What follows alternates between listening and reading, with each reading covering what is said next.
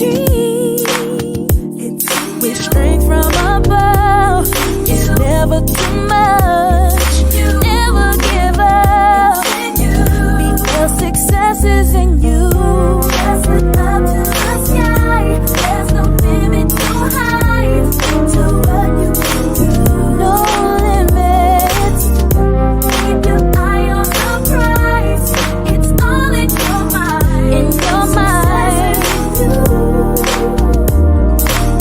Don't be afraid of change. It's never too late to start over new. Use your head with your heart, and you will get far. It's all up to you. With strength from above, it's never too much. Never give up. Success is in you.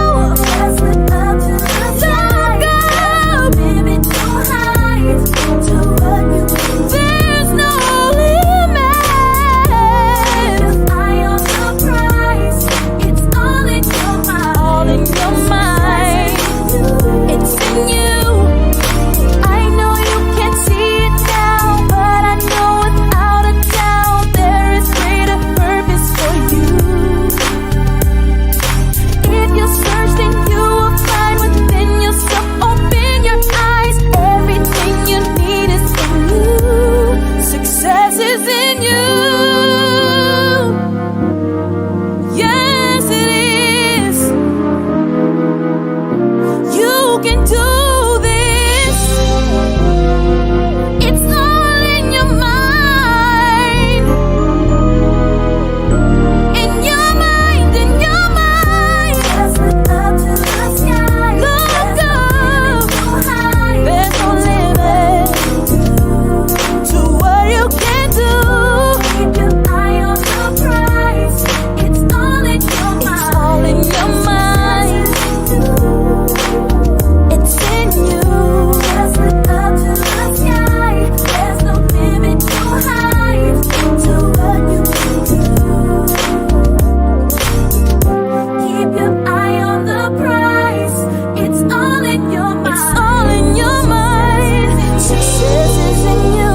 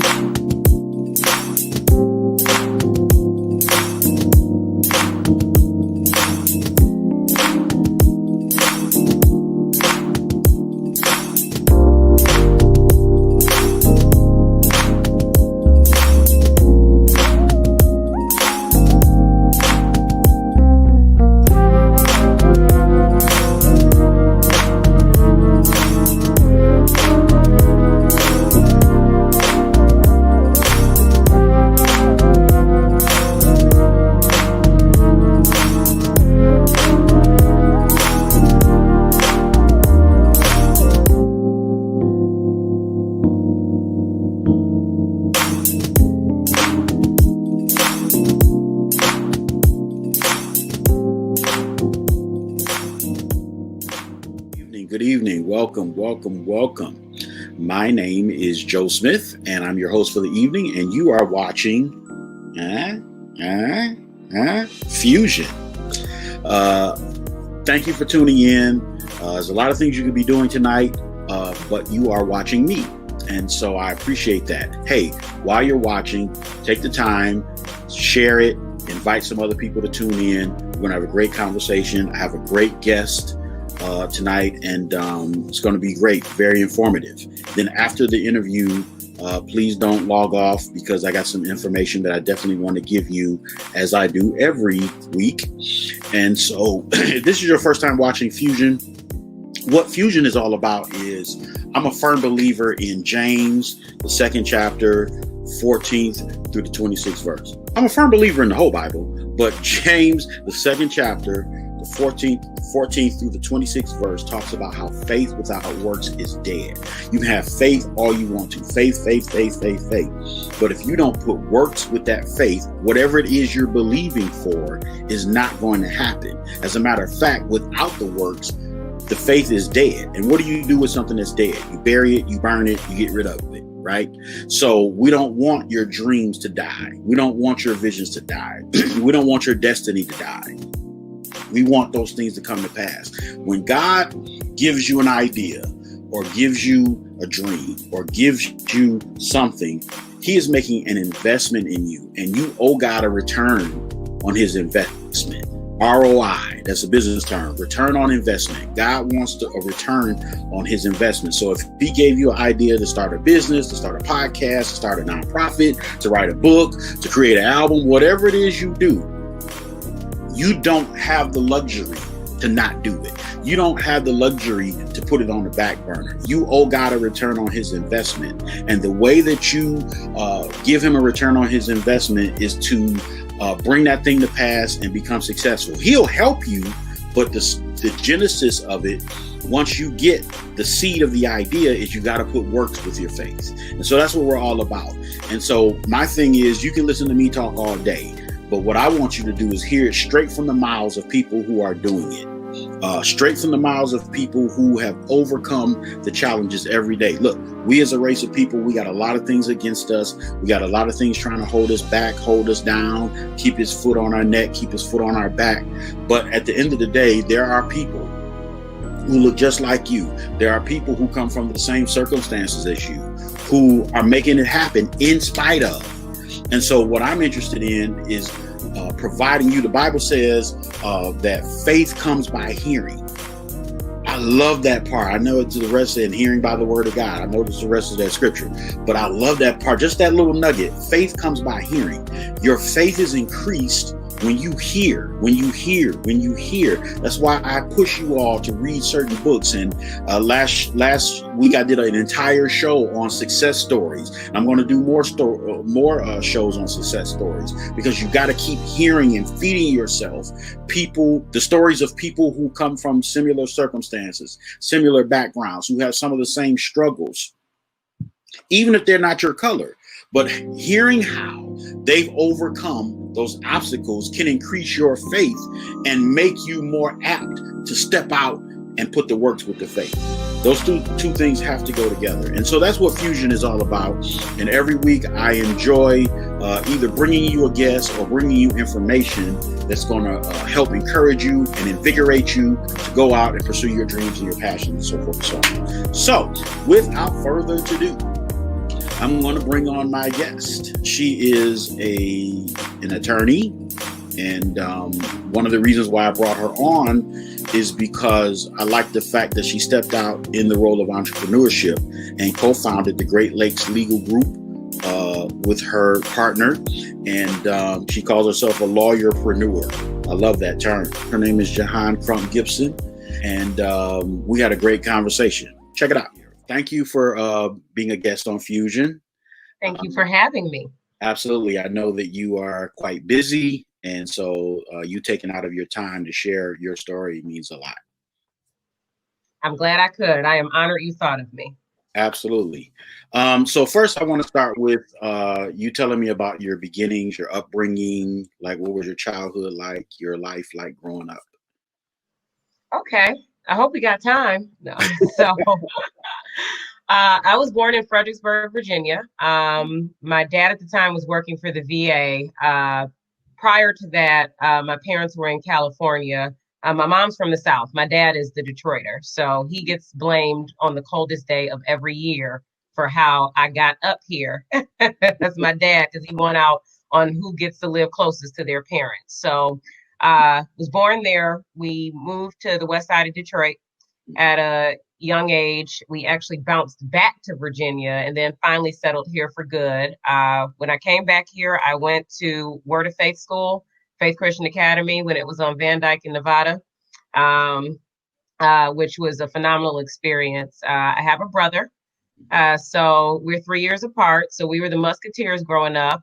We had a pretty good childhood. I mean, every family has its challenges, but I think my parents did the absolute best they could to shield us, but also, um, not do so to our detriment, so that we still had basic life skills to move forward. My parents got divorced when I believe I was in fourth grade. So they did the very best I think that they could in trying to still create a sense of normalcy for us, even though our lives were being upset. We still spent a lot of time in Virginia because my grandparents were still there. We spent our summers there, bouncing back and forth, but pretty good childhood. My parents, worked hard and they sacrificed. They weren't wealthy, but they sent us to the best schools, and they wanted it to be easier for us than it was for them. And that's one thing that my dad always said. We're not gonna spoil you. You're gonna know the value of a dollar, but it should be easier for you to get ahead than it was for me. So ended up going to Mercy High School for high school, graduated from there. Went to Michigan State University, go green. Uh, Best school this side of heaven, which is actually where my parents met, and my dad's siblings went. So I'm from a family full of Spartans. I didn't even apply to Michigan. I don't even know what Michigan is. Kidding. I have some really good friends that Right. are Wolverines. Very good friends that are Wolverines. But yeah, so that was the story growing up. We grew up in a God-fearing household on both sides of my family. My mom's dad was a pastor. He's minister for years. He truly was probably one of the most influential and inspiring people in my life. He went back while he was still working for Fort Belvoir full time, got his associates, got his bachelor's, his master's, and he got his PhD at 60 years old while he was pastoring a church 100 miles one way away. This man was a unicorn. It just like wasn't even normal what he could do. And he's truly who, I think my parents were really truly gave me my spiritual grounding. That's where we used to have to learn scriptures. That's who taught me the books of the Bible, but he also taught me how to tie my shoe. So he was pivotal, in both me and my brother's lives. Wow. Good stuff. So when your parents got divorced, was that traumatic for you guys? How did you handle that? Um, I can't say it was traumatic. I think looking back, we handled it quite well. And again, I would say because our parents didn't fight in front of us. So we didn't see they didn't poison the other toward us. So I think that also helped because I didn't have to sit here and think about, listen to how terrible my dad is and how terrible my mom is and what she didn't do. So that shielding, I think, helped. I think looking back now, it definitely had an impact on us. It did. But it wasn't traumatic. I think it was long-standing, sort of like domino effect. I think in terms of how we dealt with relationships, how we Mhm. approach relationships. But in terms of like the actual time, a traumatic experience, I think in the grand scheme of things, we adjusted very well. Mm. Okay. Okay. Um, so what kind of student were you in school? Were you always into school heavily, or were you just doing what you had to do? So that's funny. I think when I was young, I was the student that was like, it wasn't normal. My mom was concerned about me because I was a perfectionist like crazy. You remember those wide rule gray sheets of paper that we used to have to learn how to write on? If Yeah. I made an erasure, I would lose it. Like I would throw myself on the bed crying at home. My mom was like, "Oh my God, my child needs therapy. Something wrong with her." But thankfully, we worked those kinks out. Mhm. But I used to be excited about school. I loved learning. I had some phenomenal teachers, especially after I got here to FCA. Um, those teachers were just phenomenal. And so I would get excited for like school supply time. I can't even tell you. It was just, I know I'm airing how big of a nerd I was, but So I think younger in my, elementary and the middle school years, very studious. High school, I worked hard, but I think I kind of lost a little bit of that same spunk and drive. Mhm. And it was, for social reasons. You know what I mean? High school is it's a different ball game.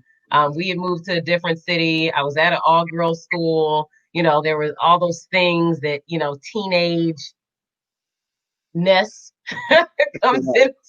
It's just so I was still a good student, but I don't know that I pushed myself like I could have in high school. I still got pretty good grades, but I wasn't pushing myself. Um, but it was a college prep school, so I think the fact that it still prepared me for when I got to Michigan State. And I was a good student at State. I wasn't a phenomenal student. Good student.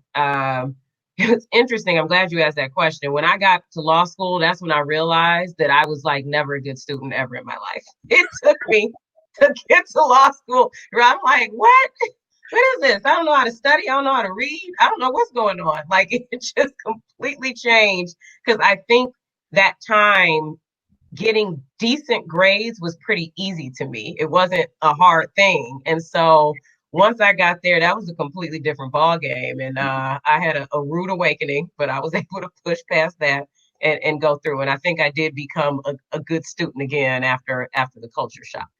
So that's definitely a success principle that people need to understand, is that like the higher up you go, the more is required of you, and the thinner the air gets, and the more Absolutely. you to make it. Absolutely. You can't rest on your laurels. You can't rest on, well, I'm, used to this happening and this is how I did things here and this is how it came to me. It didn't matter. It doesn't. So when you step to the next level, there are new expectations. There's levels to this, Yeah, literally, and to everything. absolutely. So at what point did you decide I want to be an attorney? That's a good question. I have wanted to be a lawyer for probably the majority of my childhood. I wanted to be a doctor at first. That's where that started. But then I realized, oh, like then I have to like take like science for real. No, that's not going to work out for me. Okay, moving on. But I always liked solving problems and advocating, talking myself out of stuff. That was just my thing as a kid. So once I came to know like what a lawyer was, and I didn't have any in my family. So what I knew about lawyers, my godfather was a lawyer, but outside of that, in my family, we didn't have them. So what I knew about lawyers was from TV. So obviously that's much more glorified, I can tell you. But nonetheless, I said, you know what? That's what I want to do. I want to go into the courtroom. I want to advocate. I want to argue my point and win. So yeah, it's been quite some time. I didn't waver back and forth. I knew going into high school, I knew going into college, I wanted to go to law school. Wow. Hmm. And so that's crucial because knowing what it is that you want to do helps guide your choices, you know. And some people, it takes them a while to figure out what they want to do, but you knew from a child. Yeah, and I understand and I appreciate that. The A lot of my mentees that I come across, 'cause I mentor every chance I get. And this may mean like some sessions in school when school was still open, or, folks that, I pick up in some other respect, but I always like to get in front of young people and impress upon them, what they can do, talk about different paths. But it's interesting because I say, well, I don't know what I want to do, even for high schoolers and sometimes college students. I'm like, well, that's okay. Everybody's path is not going to look like mine. I just happen to know what I wanted to do. It's okay. You can still feel through things and figure it out. And even though I knew what I wanted to do, which made it easier because I can make certain choices, I still didn't know my path was going to lead to where I was today. So that's what life is about, pivoting and being prepared for that. So I was blessed in that regard in terms of I didn't need to figure it out. So when I went to school, I very much knew that I couldn't slack off all the way because I got to somehow I got to get into a law school. So I have to have decent grades. I have to make good choices. One of the things I tell folks when we talk about lawyers, not only do you have to go to law school, you have to pass the horrible bar exam, which is like the worst experience in life. But on top of that, you have to pass character and fitness. So you will be paying for the bad choices that you make when you're younger. If you get a DUI when you're 22, you have to answer for it to character and fitness. It doesn't matter how much later. If you get a drunk and disorderly in college when you're 19 or 18, you got to answer for it. If you have poor credit, when you cannot become a lawyer. Like so you have to, once you get set on that path, like you said, everything that you do has an impact on what you can do in the future. So Wow. I didn't know yeah, that. it's deep. Yeah, it's deep, and a lot of folks don't know that character and fitness is a beast, and I think it's getting even worse recently. Just because it's a weed out process. It's yet another weed out tool, right? But I remember one of my friends when we came out of school, she had a $200 medical bill on her credit that she was disputing. So it wasn't like she just said forget it. Other than that, she was fine. They held up her clearance, and she a $200 medical bill over. So she just went ahead and paid it because she's like, I can't, I need to start working. I don't have time for this. So she went ahead and paid it off.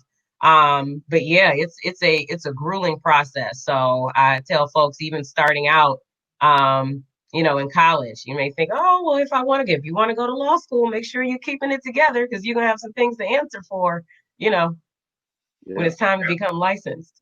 Wow. So take me on your journey out of high school through college and then into law school. What does that process look like? So after I graduated high school, like I said, I went to Michigan State, which was a great experience. I loved my college career, so to speak. I got there. I was a roommate with one of my friends from high school, but eventually was able to branch out and get the full experience.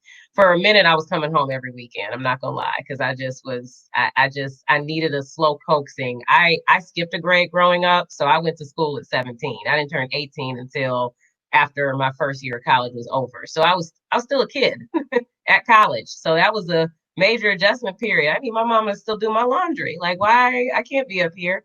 So but it was good. I think first year was it taught us a lot in terms of being able to make good choices when you have freedom, because when you're away at school, your parents aren't knocking on your door saying, hey, it's time to get up, it's time to do this, make sure you do your homework, all this other stuff. So being able to strike that balance with being, even though I wasn't an adult, being young grown, that was a good deal. I pledged the best sorority this side of heaven, Delta Sigma Theta Sorority Incorporated, Epsilon Epsilon chapter, which was an amazing experience. I was chapter president for 2 years, which I think was it really taught me so many lessons that I didn't realize back then for now that they pay off. I mean, our chapter advisor was strict. We about to run this by Robert's Rules of Order. So when I went to go work at the city and I'm responsible for the rules committee, it wasn't, I can do this in my sleep.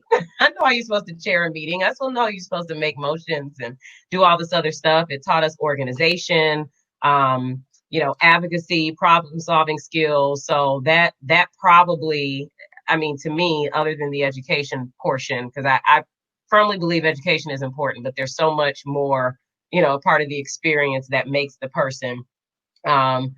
So that was an amazing experience. And again, I knew I wanted to go to law school. So I knew I started having to look at schools and study for the LSAT and balance all that, which I did. Took the LSAT, and out of the schools that I applied to, I want to say I applied to maybe 8 or 9 schools. 3 of them were out of state, like in the Midwest still though. So in Illinois, Indiana, and then all the Michigan law schools except for Michigan. Kidding. Not, but it wasn't, that was not my design. But I really wanted to go to Wayne. I wanted to come home back to Detroit. Wayne is a phenomenal law school, and by the grace, I got in. We standardized testing. I can that'll be a whole nother conversation I have to come back on and bore you about. But I was blessed enough because again, I got pretty good grades at Michigan State, but I wasn't the most competitive trying to come to law school. I also was going straight through. I didn't take off any time to work, so I'm a little green-eyed, you know, student coming fresh out of school. I'm not bringing much, but what I did in college at that point. But since I was so active on campus, since I had leadership roles, I had, I worked with different folks. I had great letters of recommendation because I forged relationships with my professors. Relationships are key. And that taught me early because I think Wayne was able to see that I was a well-rounded student. So they weren't just relying on my GPA. And I was able to compete with folks that had a 3.8 coming out of undergrad because I certainly did not. So got in, which was a true blessing. And yeah, the rest is history. So, and so reiterating this point of how crucial it is to know the direction you want to go in, because what I'm hearing you say is that all along the way, decisions that you made and things that you experienced prepared you for where you ultimately would end up. Did you always know that when you were making those choices at the time? Like when you were forging relationships with your professors, or when you were working with the fraternity or whatever, sorority, I'm sorry, you know that these were things I need to do to set myself up for a better future? It's interesting that you asked that. At the time, especially at college level, I don't know that I knew that every step that I was taking was going to do something to further my goals. I don't know that. Like I knew that I wanted to be a Delta, but I don't think I looked at it as, oh, this is definitely going to have long-term benefits because I'll get these sorts of skills. I didn't want to be chapter president because I thought it would look good later on, but I'm a natural born leader. I wanted to lead. I wanted to be in that position. So the things that were driving me at the time, I don't know that I had that forward-looking path back then. I think I got it more like by the time I got to law school for sure. I got it then. Check the box. So we understand what happens when you make these types of decisions. Yeah. But at the time, it was very much, it was still I know that I need to do certain things, right. But it was just a right here, right now. It wasn't as forward thinking when I was a college student. Mm-hmm. Okay. And so now you graduate from college. Now I read in your bio, you got 2 degrees at one time. Is that what happened? I did. So when I first went to state, again, I knew I wanted to be a lawyer. So I'm like, okay, I'm going to major in political science pre-law because quite frankly, if you want to go to law school, it really doesn't matter what you major in undergrad. You can major in underwater basket weaving. But at the end of the day, it's just obviously you should major in something that requires you to read. But again, you get completely reprogrammed and reconditioned when you go to law school anyway. So I added that and I'm like, okay, well, maybe I want to supplement this a bit. So I ended up adding English because I'm like, all right, well, let's say I don't go straight through school and I want to fall back on something. Maybe I can teach. If nothing else, English is going to teach me how to, get focused and read and write, if nothing else. So I went to go add it when I went to talk to my counselor. I went to go add it as a minor. But when she laid it out, I'm like, okay, so the amount of credits that I would have to take to get an additional, it was a secondary major. They probably call it something different than they do now. But there was a second major, an additional minor, or you could get a second bachelor's degree. And the difference in credits was not crazy. So I'm like, okay, if I can stay an extra year, take X amount more credits and walk away with 2 bachelor's degrees, that's what I'm going to do. So that's what I did. I stayed an extra year. I went to school year round my last year between, leaving state and then, when I took the LSAT and then that next year. So that summer I was studying for the LSAT. I was in class. Oh God, I remember this one English class. I just have to. It met from 150 to 640. Like, oh, it was so bad. It was so bad. Like, it was legal. I just 2 days a week I was like, am I just gonna spend my whole life here? Spanish, I had to take a foreign language, so I took Spanish, and that was like 4 days a week for 2 hours. And obviously the summer sessions, because you're trying to condense a lot. So I get it, but that was painful. So anyway, I stayed up during the summer in Lansing. I worked for the state disability determination services, which was pretty cool. I got to learn a lot. That's the division that when someone applies for disability, they do the initial check off. Like they make sure that all your records are there. So if people get initial denial or get initial approval, that's the department that deals with it. So that was super cool because I got to experience a lot. But I stayed up there, worked the entire year round, and yeah, ended up being able to get that second degree. So I figured, why not? Wow. Okay, good stuff. So at what point did you say, I want to own my own law firm? Where did That's that funny. even come from? Like, where did that idea for that even come from? Here's what's funny about that. I never, if you would have asked me when I was going into Wayne, will you have your own practice? I would have laughed. I would have looked at you like you were crazy because I didn't want to. I thought that, especially after my first year, I thought, oh, I'm going to, work for a corporation or work for a large law firm or, do whatever. It wasn't a thought for my mind that I would, have my own practice. Hmm. But the bottom of the economy fell out when I was getting ready to graduate law school. So 08, 09, it was a wrap. The bottom fell all the way out. And at the time, I was working for the city throughout the school year. So I was working for Councilwoman Sheila Cockrell at the time and part-time. And so I would go to work during the day. I would be doing research on ordinances, risk management on lawsuits. And then I would leave there and I would go to class pretty much from 4 to 8, and then I would go study, do it all over again.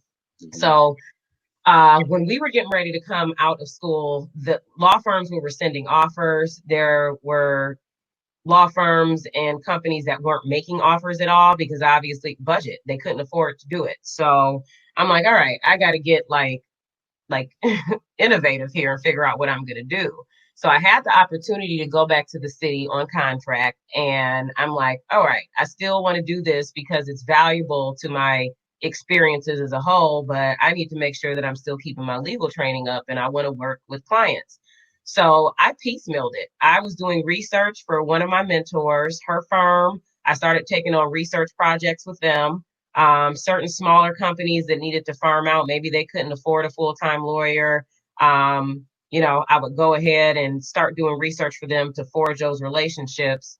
So by the time I took and passed the bar, at least I knew that I was going to be able to survive and having them. So even still, all these different working parts, I still wasn't thinking, oh, I'm absolutely going to go hard at this and earn, own my own law firm. I was thinking in my mind, okay, I'm doing what I have to do until I can do what I want to do, and I'm just figuring it out. So getting this experience, building these relationships. And then it just hit me one day. I was talking to a friend of mine and he said, why don't you just incorporate? And I'm like,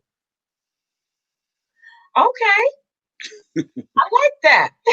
So, and I did. I decided to incorporate. And after that, I started picking up clients. By that time, I had passed the bar. And again, I had a contract at the city, but, I still had flexibility. So I was all over the place. I would put time off request forms so I could make court appearances and depositions and things of that sort and client meetings, and then come back to the city and then be there until 6, 7 o'clock at night, sometimes 8, sometimes 9, it depends, and then go home and work till 2 a.m. just making it work. And I did that up until I knew that bankruptcy was coming for the city of Detroit. And I said, okay, at this point, it's time to make the leap.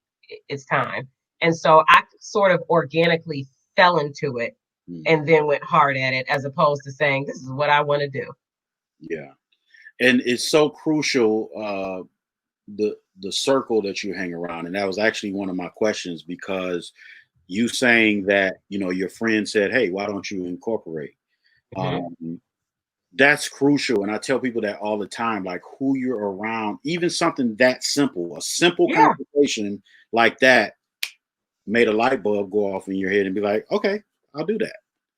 So true. Yeah. How important is, your circle or people's circle?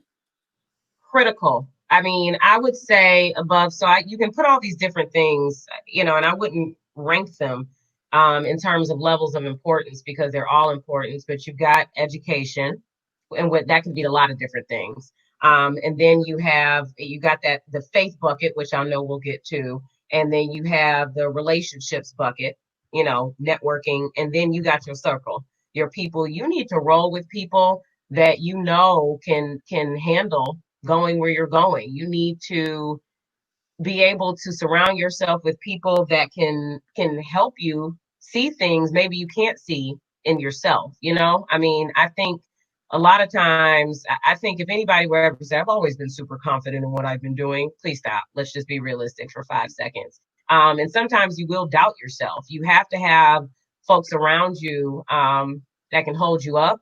You have to have folks around you that have vision. You have to have folks around you that are not jealous, vindictive people, or folks that are just kind of out for the good time and not really pouring into you. And this isn't about using people, because I think sometimes folks have a hard time making that distinction. It isn't about that, but there needs to be purpose behind whatever relationship this is. So the people that you're around, you can't afford to be around folks that are going to bring you down. And the interesting thing is, when I was getting ready to hang the shingle and go out on my own fully, so leave the city and not have no regular paycheck at all, because that takes things to the next level. It's one thing to be doing your side hustle with your main hustle, but when you take the leap all the way and you ain't getting no checks but the ones that you bring in, that takes things to another level. And I had naysayers that I was surprised at. Well, don't you think that you should do this for longer?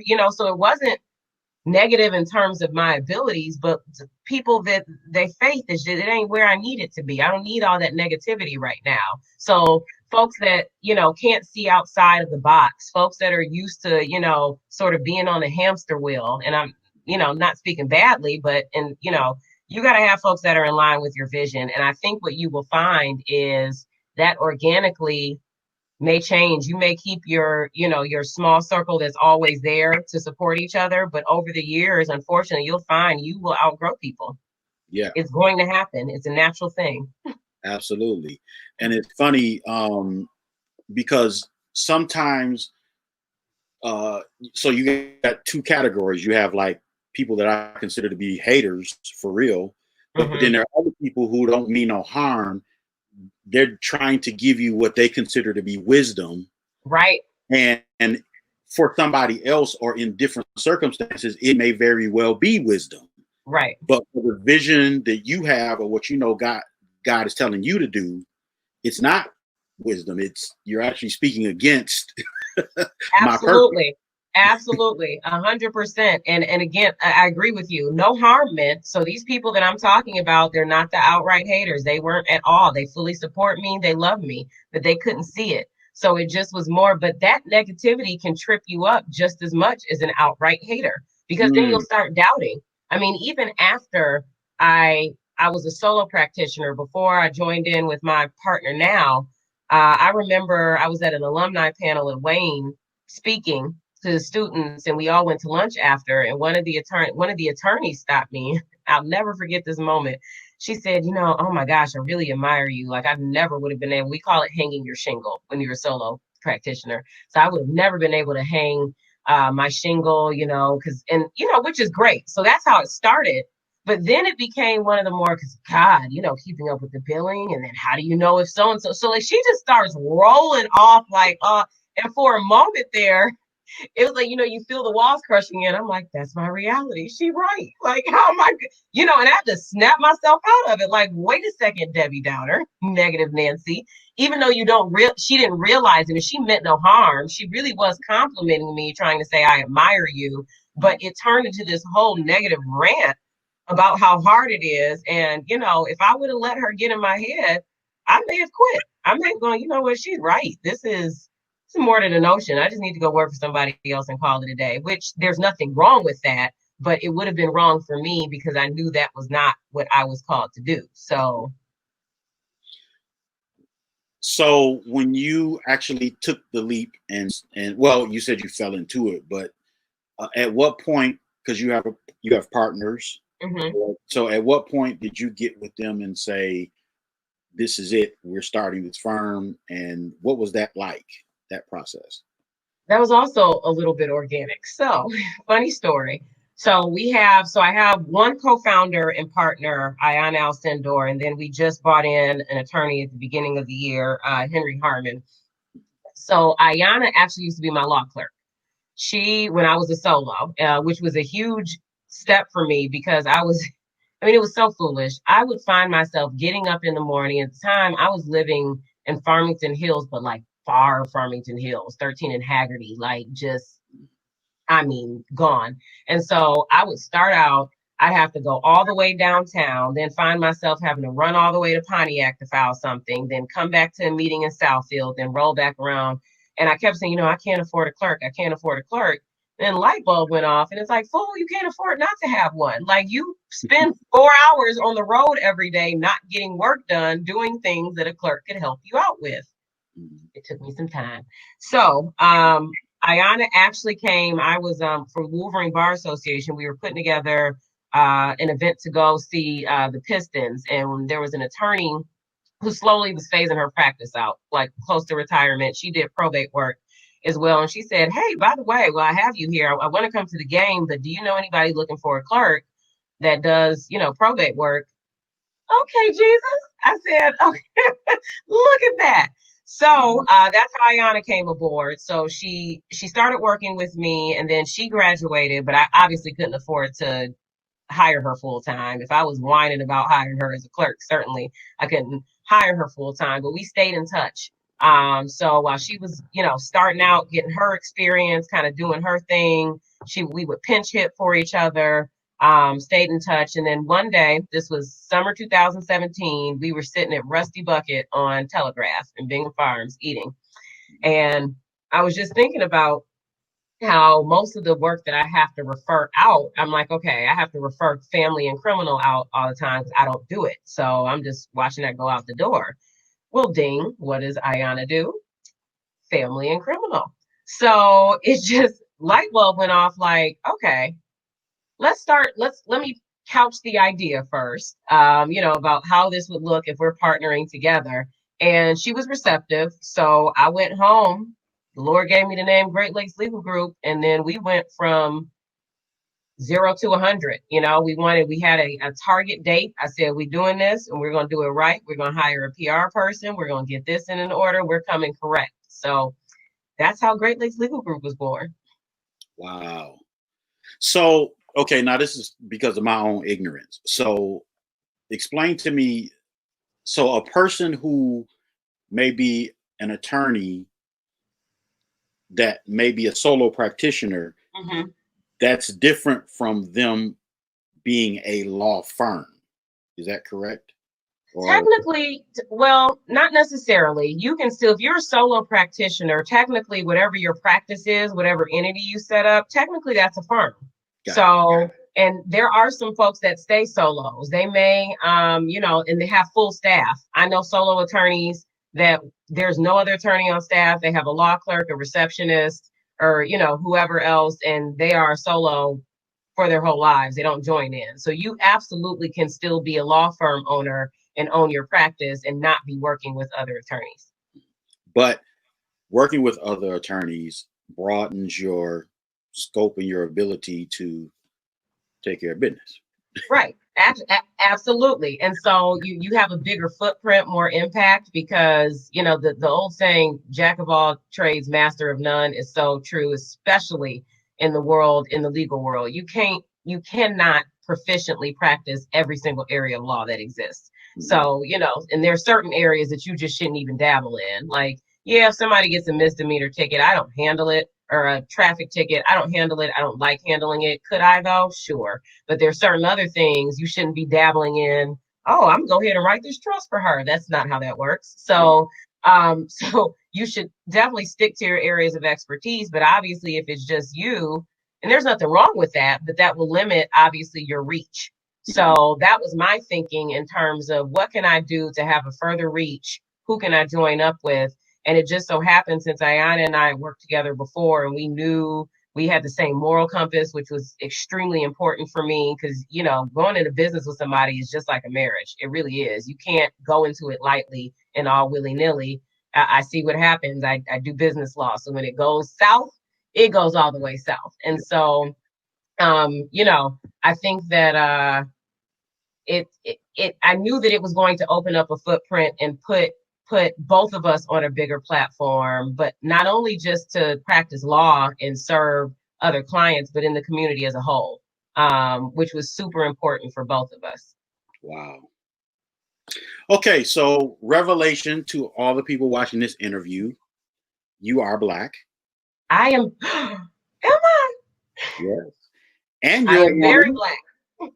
And you're a woman. Yes, I am. Tell me how did that create any challenges or problems, or have you ran into obstacles because of those two things that people may not have realized? Mm-hmm. Yeah, so now it's time to get your brown couch out so I can sit on it, because it is, and you are never not, as bad English as that is, you are never not going to face challenges being a Black female attorney, being a Black woman in a lot of different fields, but obviously I can only speak for mine.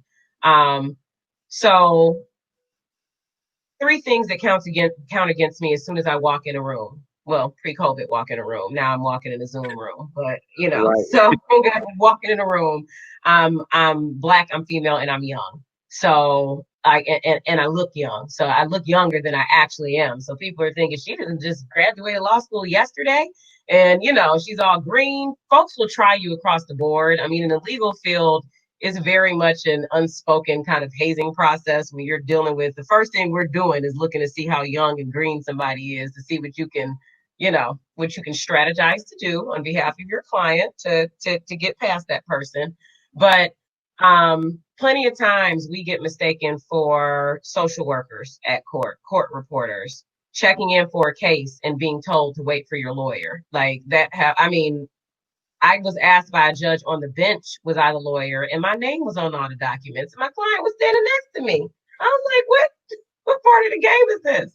And so it's always a challenge. Walking into depositions, they're assuming that, you know, you're a particular position. Because I look like this, I can't be an attorney. Or after they realize you're dealing with your counterparts, and they'll try you. They absolutely will try you. And you have to demand your respect, show that you deserve to be there, and you work 20 times harder, because that's how things are set up to get here. And I'm here just like you are. So you're going to show me about respect. So there's always, because implicit, aside from outside racism, implicit bias runs deeper than, I mean, it's hard to put into words. So there's so many people that, you know, even though they may say, oh, I have no problem. Like, I love Black people. I have 5 Black friends. Kidding. But for the folks that do that, they very well may not be racist, but there are some sort of there is an implicit bias. It's human nature. So you think that because this person looks like this,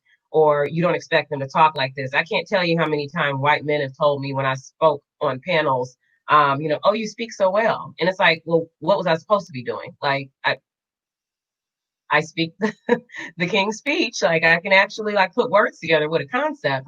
But I think that's a constant thing that we have to deal with, is implicit bias. And it's rough, but to me, that's just another challenge that it propels me. It's motivation. It's to say, okay, all right, well, if you think I'm the Black girl that shouldn't be here, or, you know, you think I'm here because of affirmative action or somebody trying to check a box or whatever the case, that's fine. I can show you better than I can tell you. So. Wow. So how do you keep your spirits up in the midst of all of that? Does it get discouraging? Does it get frustrating?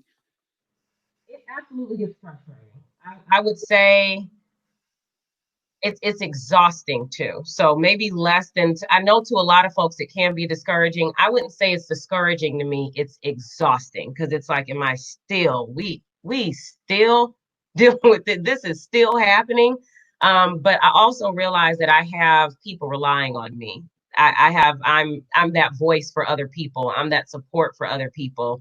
And at the end of the day, if not me, then who? If everybody that, gets frustrated because we are dealing with these societal ills that we've been dealing with for hundreds of years because they're there, if I quit, then who's going to come behind me? And then what if she gets tired and then quits? It's just not an option. So at the end of the day, and I say all the time, there was the first Black woman to practice law. Her name was Charlotte Ray. She went to Howard. She graduated from Howard, and she ended up quitting and had to go back to. She ended up teaching, but she couldn't get clients Black or white, which was at the time nobody was hiring that Black woman lawyer. It wasn't happening, but even though that happened to her, the fact that she tried, the fact that she went to law school in the 1800s and became a lawyer, pushed through, and I'm thinking all that she was dealing with, in the grand scheme of things, what am I sitting here complaining about? I mean, obviously we have issues, but how dare I, when I look at how many of my predecessors who made it to where I could actually get into Wayne. I didn't have to go to a certain school because of what I looked like. So granted, I can complain all day about all the things that we deal with, the implicit bias, but the challenges that they faced, I mean, it's just kind of like, all right. So that's how I kind of get myself back into perspective and then realize it's not just about me. It's for generations to come behind me. So I can excuse myself from my little pity party that I invited myself to, put up the tissues and get back to work. And that's such an important thing that you just said, because, and this is my personal opinion, I feel like there's a lot of that going on now. Like, don't get me wrong, there are definitely challenges. There are things that are happening that shouldn't be happening. But I don't like victim mentality. I don't like victim talk. I don't like victim thinking, because I feel like if you get sucked into that, it's hard to get out of that, and it's counterproductive to success. Absolutely. So if you're always focusing on what's wrong and how bad it is and how it should be and how bad they doing us and they won't let us do this and blah blah, if you stay there, and I look on social media sometimes, I have to cut it off because it's like it's so much of that. And when you're trying to accomplish things, or you are accomplishing things, that stuff is just like the attorney you were saying, she wasn't trying to be negative. She was just saying how she couldn't handle it, but it was feeding your spirit. Absolutely. I mean, let me get my handkerchief. And just a really quick funny story. The church my parents went to in California, they used to call this dude Reverend Hanky, right? So the reason why they did is because when the sermon got good, he would go up with his little handkerchief and so I'm a Reverend Hanky right now with my little cloth for my glasses, because that was a whole word.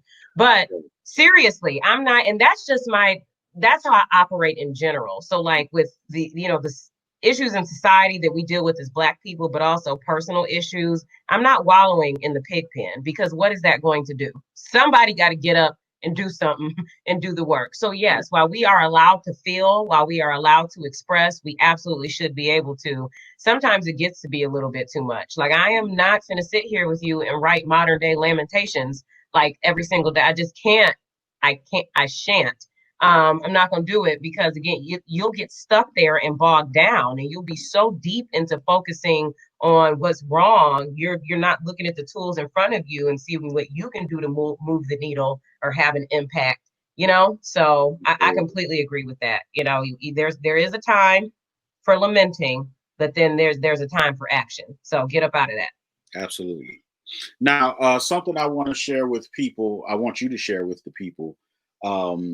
So a lot of times we talk about, first of all, let me say this. I'm real big on ownership. I'm real big on building our own, owning our own, that whole thing. But a lot of times I feel like entrepreneurship is glorified like it's easy. So we turned it into this thing of, I'm a boss, I'm a this, I'm a that. Like, it turns into an ego thing. Can you share with the people some of the challenges and the weight of owning your own? Not that you're being discouraging. Okay, we just gonna keep it real. I have no problem doing that. And I'm not, here's the thing, I have no magic formula there's nothing special about me than the next person. So when I say these things, it's not to discourage, because if I can overcome them and still own a business, you can too. But we are going to be realistic, because it's not bubbles and berries. It's not tiptoeing through the tulips. I feel like we're in a very, because it is trendy to be your own boss, be an entrepreneur, do all this stuff. Everything is sexy. It's a very right here, right now type. And that's not how this works. Like when you start your business, it's going to be a while before you operating in the black. When we started Great Lakes Legal Group, we were putting, I remember we were whining, putting that money up, because remember, I said we started in the summertime with the idea. We knew we wanted to launch January 2018. And so we had a schedule for our capital contributions that we were making to the business to pay for everything, because none of this is free. And so, I mean, we were when it came time, like, yeah, it's Friday, right? Like, it's time to go ahead and pony that cash up, which we had to. We're draining our savings that we have. It was sacrifice to even get started. There was no magical grant or something that fell out of the sky. We didn't have family money or a trust fund. I can get into talking about access to capital for Black people, and that's another soapbox that I can get on somewhere else. But, we faced our challenges starting, but we worked hard and we saved. So after we got over that threshold, that's great, but we still got to pay bills. So at that point, we're picking up 2 offices. So that's overhead for 2 places. Those are utilities, obviously, that's phone, every piece of paper, every piece of pen. See, a lot of folks don't understand what it takes when you walk into the office wherever you work. You don't worry about how much those supplies cost, because you ain't paying for them. Like, you're not even thinking twice about it. So down to every little highlighter, that's having to be ordered, or, just the cost of having your host. You have to have a software system, all the things that you need to do to proficiently be able to run a practice, that has to be paid for, whether the money's coming in the door or not. So there are many a times that we weren't able to pay ourselves coming in. Let me repeat that one more time and louder for the people in the back. Plenty of times that we weren't able to pay ourselves. The business has to pay its bills before anybody walks away with any money.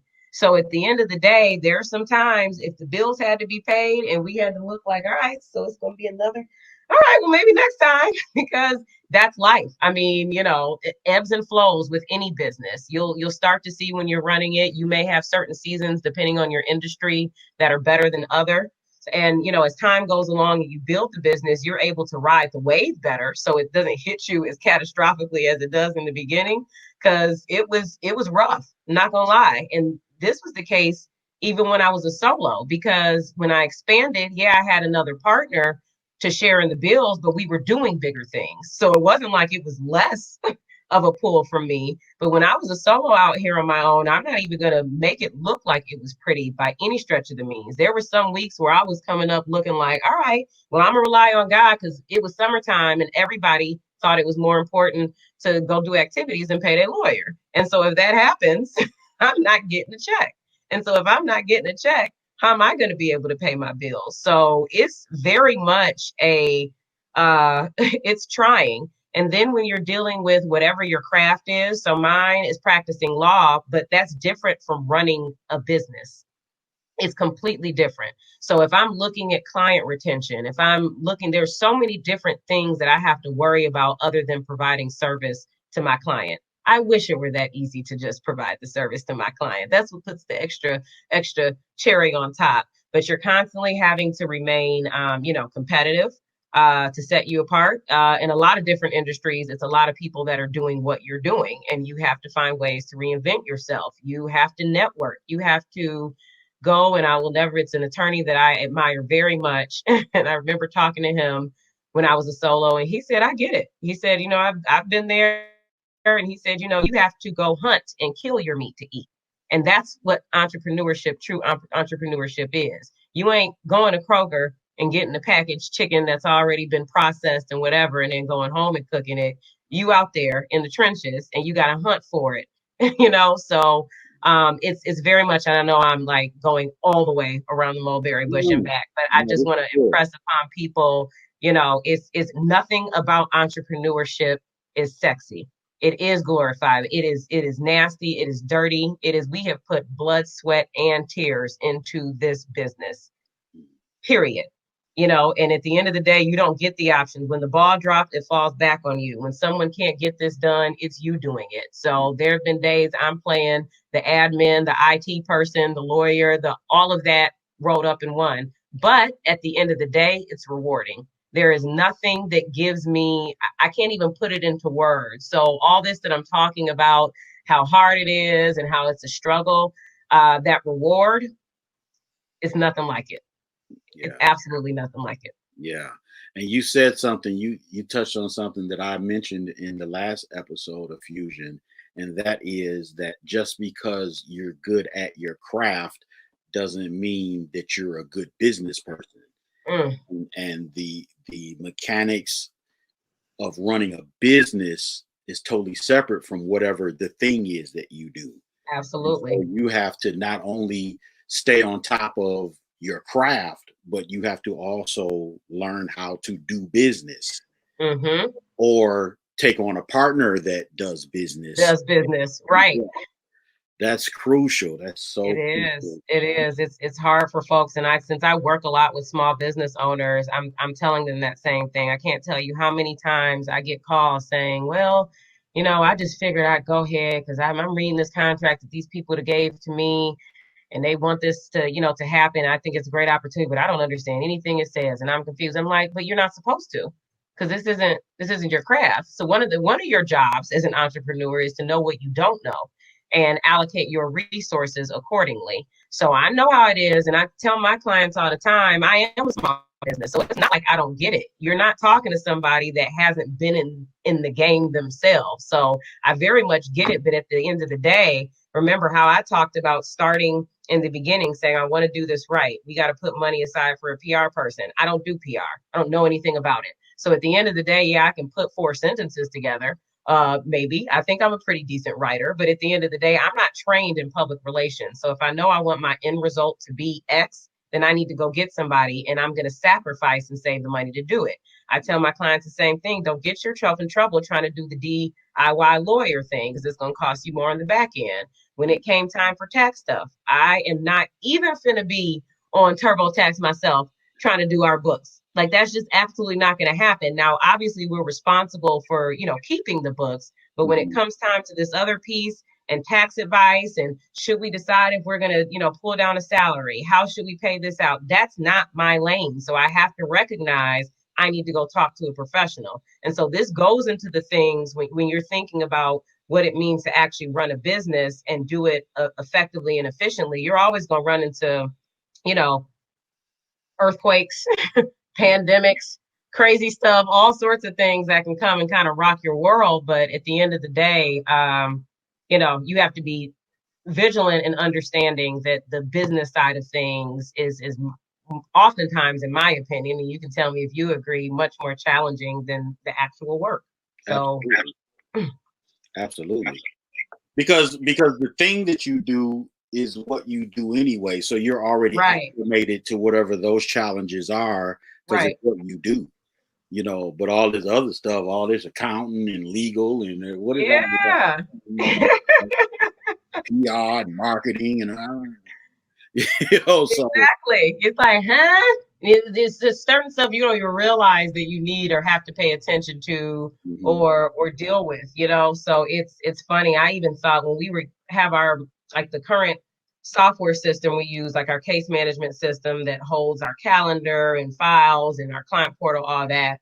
When we decided to go with that one, wasn't no option for somebody else to be onboarded and then tell Jehan you walk in tomorrow and you just know. We had to select the system, do a comparison, and then afterwards we had to sit there and be trained ourselves. Because why?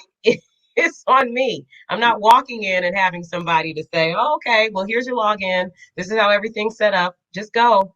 So even the little things like that, it's something that you need to make sure that you're paying attention to, because, to be successful in business, you got to learn how to do business, or like you said, have somebody that does. Recognize your strengths and weaknesses.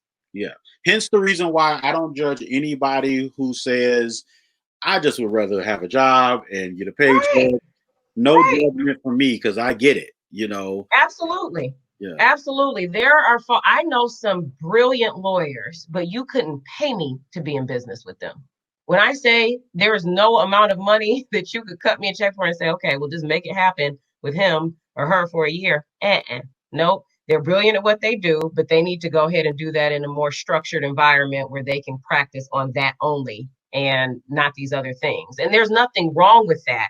Um, you know, there's nothing wrong with that at all. But yeah, I was at a panel.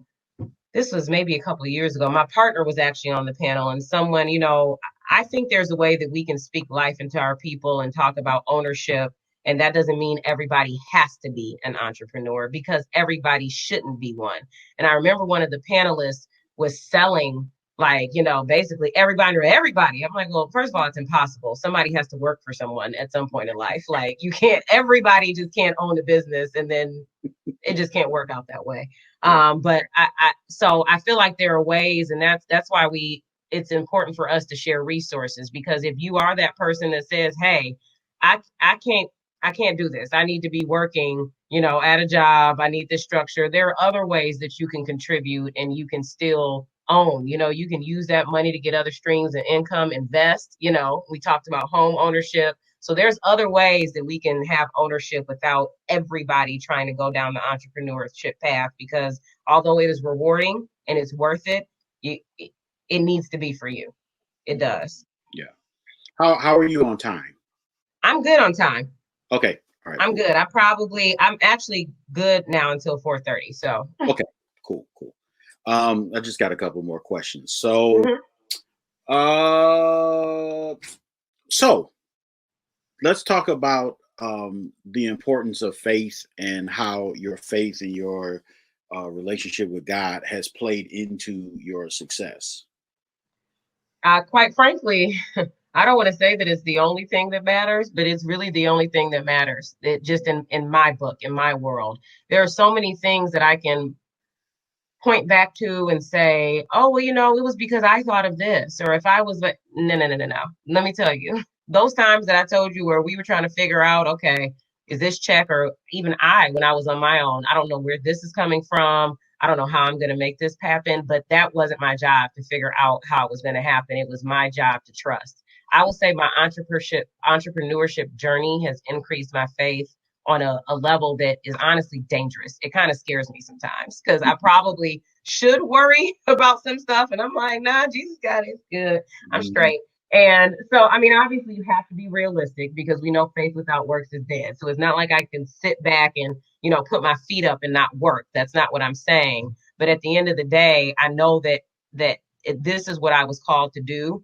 And my faith has been everything, because I absolutely know that if it weren't for God putting me on certain paths, sending people a certain blessings, whether it could be this one client that took a chance on me back when I was fresh out, which turned into so much business later on in life that, caused me to be able to sustain, or he put this learning lesson in front of me so that I knew, okay, I can't go down that path anymore. There were some times where I lost clients and I was wondering, not because of anything bad, but maybe they had to downsize or couldn't afford it. And I'm asking myself, like, well, this is my steady, what's going on here, Lord? But at the end of the day, this, I asked for my steps to be ordered. So my faith is critical to my journey. It's what drives everything I do. And I absolutely wouldn't be here if it weren't for God. I can't take credit for it, because for every gift that I have, He gave it to me. So, Yeah. And that's crucial because, on that journey, I don't see how people do it without believing mm-mm, in God. 'Cause it's mm-mm. like, other than that, That has to be a rough life, because it's rough enough with them. So facts. That's facts. Um, uh-huh. what accomplishments are you most proud of? um, let's see.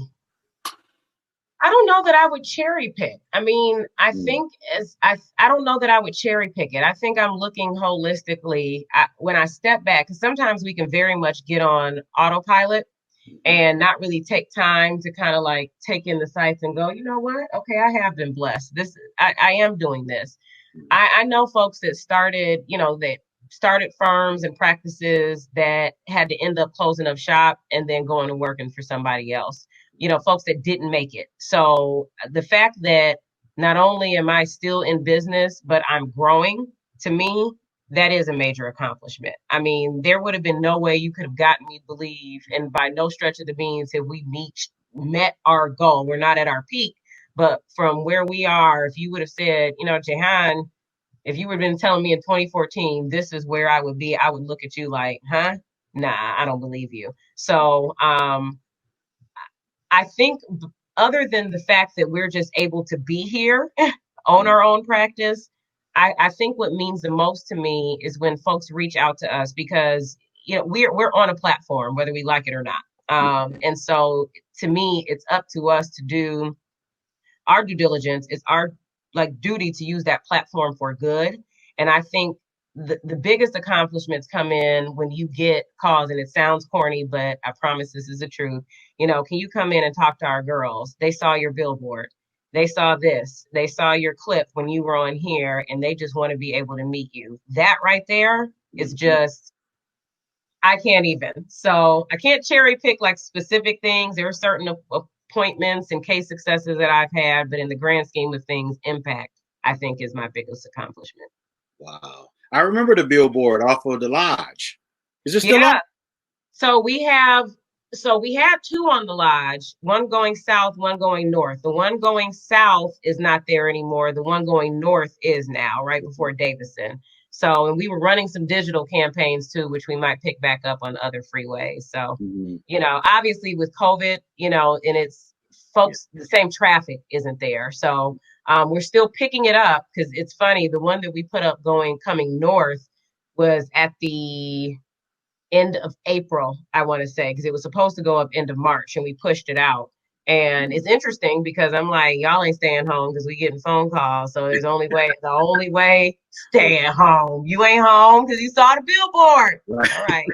So anyway, but yeah, so we still have, we're kind of reframing how we look at that, given the fact that it's not the same traffic flow that it was, and it may not be for a while. So. Mm-hmm. So 2 more questions. One question, so I'm going down the rabbit hole a little bit here. I was watching a video the other day, and a lot of times with us, I have a term I created called success shaming. Mm-hmm. And I feel like, especially in our community, we do a lot of success shaming. Mm-hmm. So to this video I was watching the other day, I thought about you because they were talking about, the black bourgeoisie. And you think I'm bougie? I'm kidding. Totally kidding. Kidding. Carry on. But some people would. I know. Without even knowing you. Because right. you're an attorney and you're right. this and you're that and blah, blah, blah. W.E.B. Du Bois talked about the talented 10th. And so there's this thing that we have in our community where it's like everybody wants to be successful, but we hate on those that are successful. As though because you're successful, you never had any problems, or just your presence or essence means you think you better than me, or think you better than me because so what, you an attorney, you ain't no better than me, and blah, blah. Have you been confronted with that type of ideology, and how do you deal with that? Absolutely. More times than I'd like to. And it's especially frustrating for me because I'm the last person to throw around what I do for a living. Most of the time when I'm not doing it, I don't even want to talk about it because it exhausts me that much. Can we please talk about something else? Yeah. Popular music, sport, I don't know. I don't care. Let's not discuss it. And I'm never that type. My dad always taught us growing up, at the end of you never forget where you came from. You know what I'm saying? You don't treat the janitor any different than you would the CEO, period, dot. And I don't even look at him. This one makes more money and has a title, but we're still all human. We came in the world the same way and we all leave in the same way, period. So it frustrates me when people look at me and think because of what I do for a living or what they think I have based on what I do or what they see that I think I'm better. And I've been told that by uh and not just by strangers, and I'm just like, well, wait a minute, you don't even know that ain't how I roll. But at the end of the day, I take that as an opportunity to educate. I have gotten plenty of times, I thought when I first met you that you were real stuck up, and then I got to know you and you're so cool. I'm like, well, why we have to come in the door saying I was stuck up? Like I just, and so I use it as an opportunity to connect and educate. So instead of getting angry, it's so funny you asked me this. I was just talking about this to one of my friends the other day. I used to get angry and emote angrily about it to the person, go in on them like, and you got an issue. The problem is you, not me. Like, just I used to go in. I'm past that point now. But at the end of the day, all I use it as an excuse to say, hey, look, that ain't even me. That's not how I'm cut. This is what I do, not who I am. No different from whatever you do. We're all the same. So let's just put all that aside. And sometimes when you kill people with kindness, or you kind of like extend that branch or stop, because you never know where that's coming from someone else. You know what I mean? And I'm not giving haters and shamers an excuse, but sometimes it's not. It is something that's going on with them, and if you're able to kind of like redirect and manage that personality and show this person, hey, everybody that looks like me or everybody that does this doesn't act like this. So that's kind of how I deal with it on my patient days. But it's on my patient days, yes. and that's the platform. That's what I want to accomplish with this platform, and why I have people like yourself on here is because I want people to understand that people that are successful are not aliens from another planet.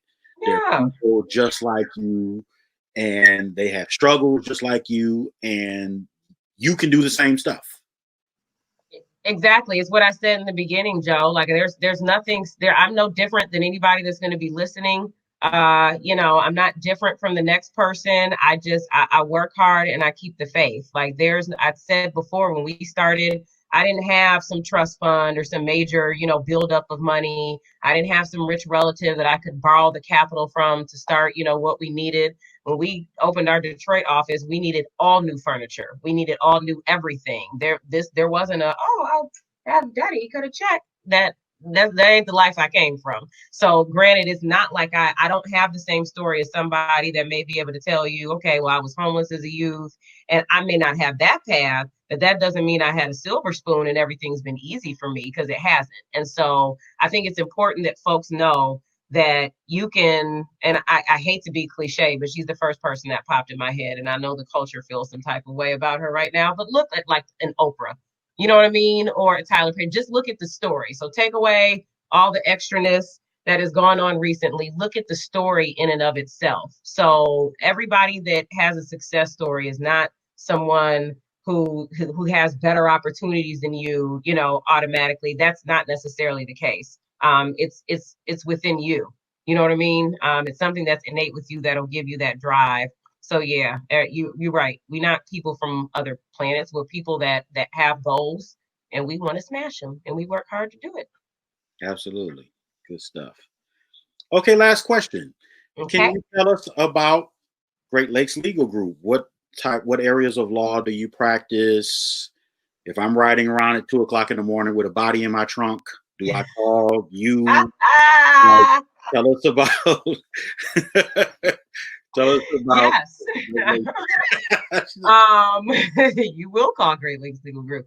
So thank you for asking. So Great Lakes Legal Group, our areas of practice that we cover, business and commercial, probate and estate planning. Those are my primary practice areas, as well as government affairs. And what does government affairs mean? So if you're opening let's say you buy a building and you want to operate a restaurant in it, and wherever it is not zoned to operate a restaurant, and you need to make some changes, that would have to run through the city. If you need to get special land use permits, if you want to do an outdoor cafe. I'm obviously hungry because I keep talking about restaurants. But anyway, that said, those are areas that we practice. Ayana Alcindor, the other co-founder, family and criminal, are her primary practice areas, as well as probate.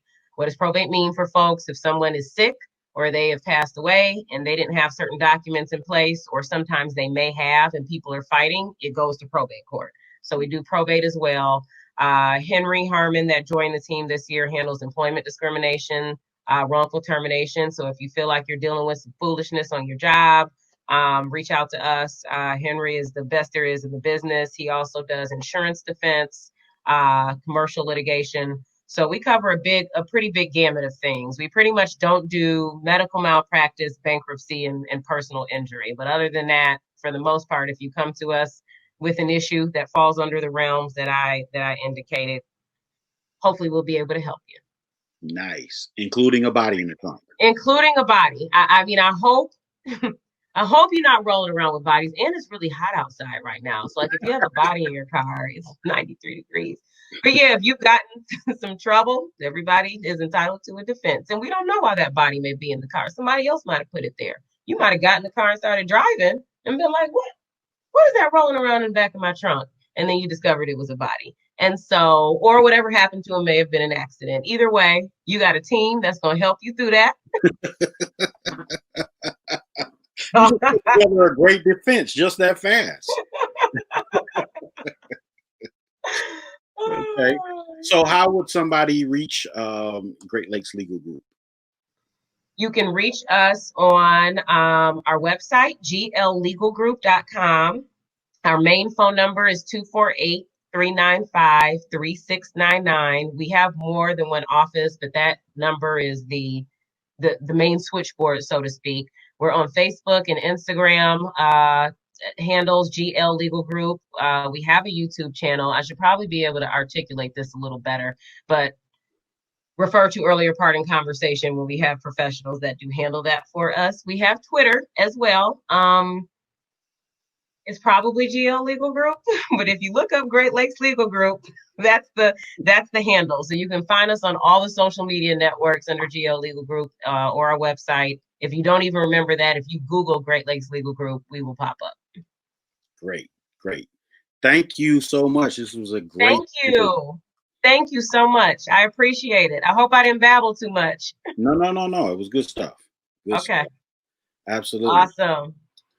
Wow, that was a great interview. And there were so many nuggets in there that I hope you guys caught.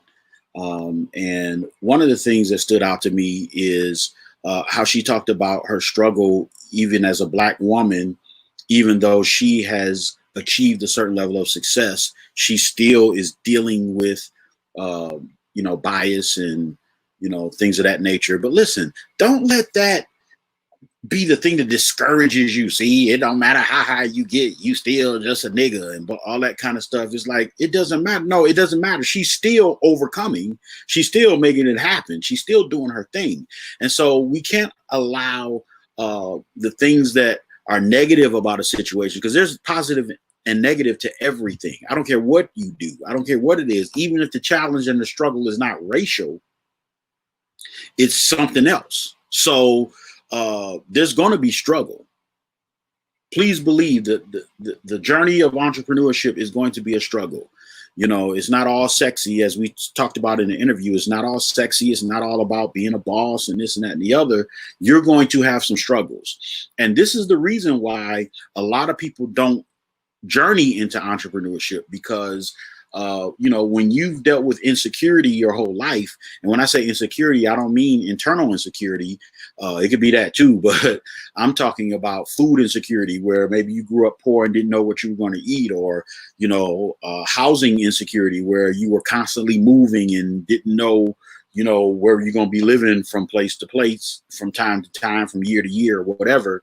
When you've dealt with those types of insecurities, money, financial insecurity, when you've dealt with those insecurities, you don't want to get older and then sign up for even more insecurity. You only eat what you kill. That's insecurity. Having to go out and find clients, and how you handle and take care of payroll when business gets slow.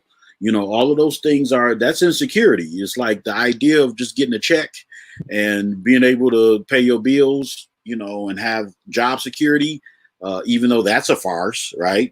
But That's easier for some people, but you can do it. Anybody from anywhere can accomplish anything.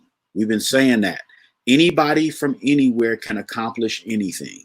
And so that's the bottom line. That's what we've been saying. Week after week, I keep reminding you, anybody from anywhere can accomplish anything. So don't allow the struggles to stop you. Take the story of people that I've been bringing on this podcast that are telling you, yo, I'm out here doing it. And I'm making it happen. So that's what it's all about. So you can do it too. You can make it happen too. Say that. I can do it too. I can make it happen too. Maybe your thing is not being an attorney. Maybe your thing is not owning your own law firm. Maybe your thing is not being a doctor or owning your own practice. Whatever it is, say, I can do it. I can make it happen. That's what it's all about. Doing it, making it happen, taking on the challenges head on. I hope that you all have been reading the books that I have been suggesting to you because the purpose of those books is really to help change your mindset and encourage you and let you see how the games are played. You know, how the game is played, how to make it happen. And so every week I've been pushing these books down your throat. A couple of people have hit me up and said, hey, I got my book. I ordered my book today. And I would like your feedback on what you think about the books. We talked about Millionaire Moves, 7 Proven Principles of Entrepreneurship by William F. Picard, The Jewish Phenomenon by Steven Silbiger, The Wealth Choice, Success Secrets of Black Millionaires by Dennis Kimbrough, The Top 10 Distinctions Between Millionaires and the Middle Class by Keith Cameron Smith. And that book in particular really had a great impact on me because it really gives you a side-by-side comparison of how a lot of us were taught to think versus how millionaires think. And a lot of times you hear that saying all the time, you don't know what you don't know. And that is so real. Like a lot of times you don't know, you don't realize that a lot of things that you heard and were told or observed growing up subconsciously taught you poverty thinking, and you didn't even realize that that's what was happening. And so the top 10 distinctions between millionaires and the middle class, and he also has another group, I think it's called Top 10 Distinctions Between Employers and Employee, and it's kind of the same thing. Is teaching how the different, depending on what side of the fence you're on, what side of the game you're on, you're going to have different thoughts and different thought processes, different understandings of things. I also talked about Think and Grow Rich by Napoleon Hill. You definitely want to get that. And you definitely want to get Rich Dad, Poor Dad. So check those books out. We're going to keep adding them as we go along. And, you know, hey, embed that stuff into your mindset. If you need to reach me, you can reach me at joesmithworldwide@gmail.com. Send me your testimonies. Send me what you thought about the show. If there's something you think that I could do differently with the show or whatever, or just send me an encouraging word of how it has been helping you and, you know, making you feel a type of way, making you feel inspired, making you feel like you want to go out and get it, want to go make it happen. I want to hear about it. I want to hear about all of it. I'm here for all of it. All right. So just shoot me an email, joesmithworldwide@gmail.com. Hey, Joe. Yes. That t-shirt you're wearing is really cool. This t-shirt? Yeah, it's really cool. Well, you can have one too. How do I get one, Joe? Well, you can cash at me at Joe Smith Media and let me know that it's for the t-shirt. Or send me an email to Joe Smith Worldwide, cash at me $20, and email me your address, and we'll get a shirt out to you. Yes, we will. Also, if you just want to donate to the podcast and say, hey, Joe, I've been inspired, I've been encouraged, this is great.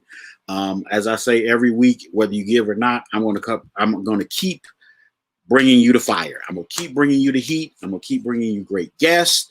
I'm going to keep bringing you great principles. I'm going to keep bringing you great information.